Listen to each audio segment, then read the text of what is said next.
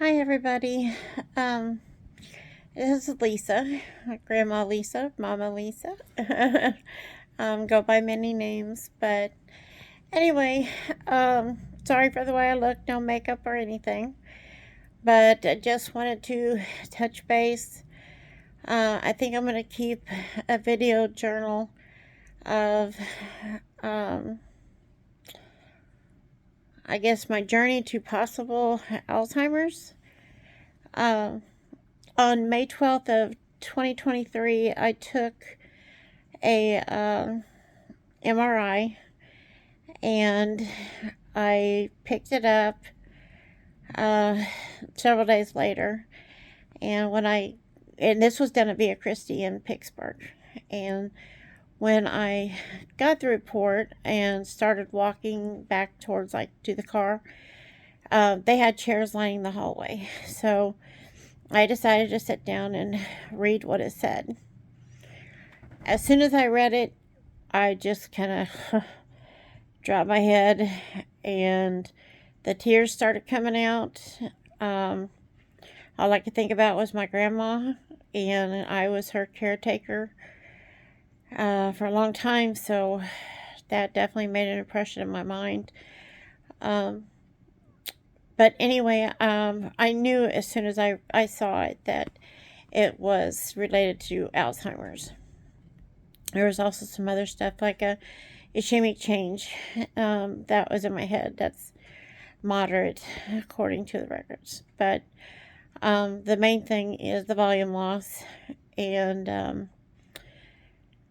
yeah, there's, I, at that moment, sitting there in the hallway in the hospital with my head hung, I, I just felt defeated. Um, I felt like everything that I had been worried about since I was child. And by child I mean like my young years, watching my grandma and my three aunts going through it. Um, yeah, it was pretty devastating, and so I jumped forward um, about a week and a half, and the neurologist. I have an appointment with the neurologist so we can go over the information from the MRI. I had Darren with me, and it was scary. I wasn't nervous at all because I knew what I was going to face. I was point blank scared to hear it. It's another thing when you read it and you think it, and you've been preparing since you were a child and 18 years old. But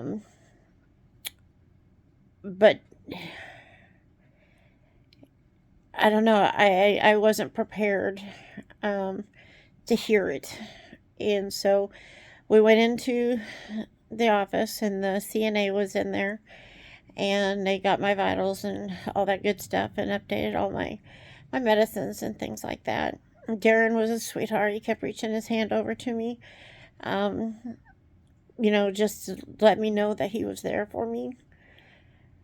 When it came time to talk about the MRI, it was exactly what I thought. Um, he asked questions. He knows about the familial um, Alzheimer's that runs in our family pretty bad.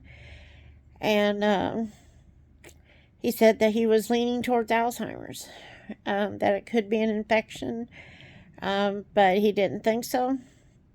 So, what he was going to do was send me for a lumbar puncture.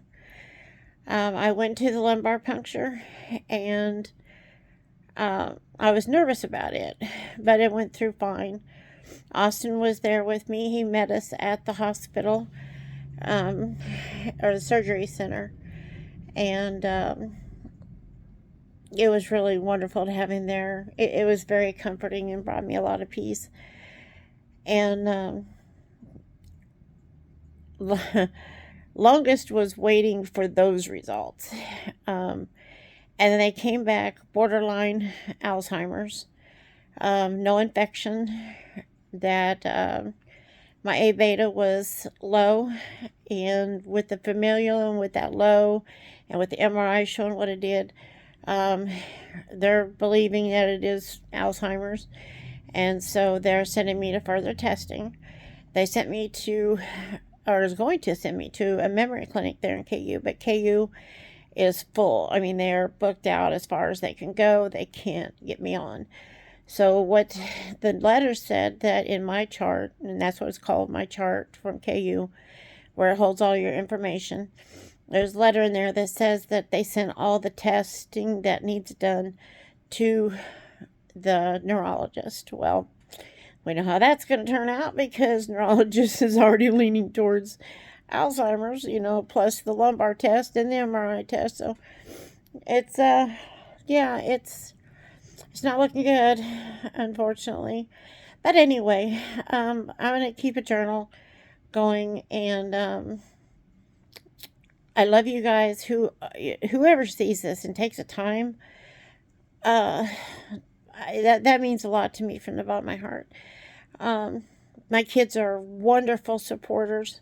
Darren's been a great supporter, um, but it kind of leaves me on the fence with this borderline thing because uh, if it is, I want to start. They just released a medication in January of 2023 that is supposed to be a breakthrough for early onset Alzheimer's, which is exactly what I got. So I'm a prime candidate for it. It's supposed to elongate the time before it gets really bad, so it can add some years to my life.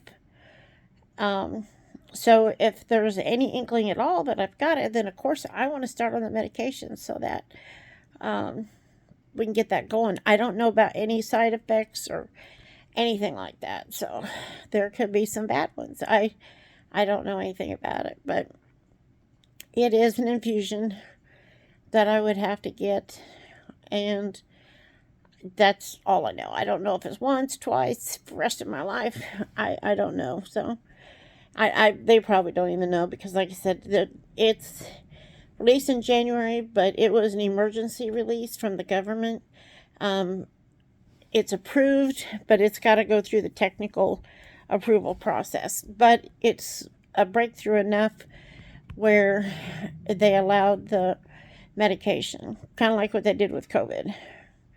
Actually, exactly what they did with COVID. They hurried it up. So, anyway, I love you all very much. Thank you for being so supportive of me and helping me to whatever journey happens. But whatever happens, I know I'm going to make it as easy as possible on everybody. I said I want dead by the time I'm in stage 3, or the beginning of stage 3. I've said this since I was 18 years old. It's nothing new. My family has always known it because I knew there was a good chance, that I would end up with Alzheimer's. So this decision was made, since I was 18. Nothing different. I totally believe in assisted suicide type thing. So, and my family knows this. So, anyway, I was 55 when diagnosed. So, we will see. That wasn't very long ago, just a month ago. And anyway, I will keep these coming. All right. Much love to y'all.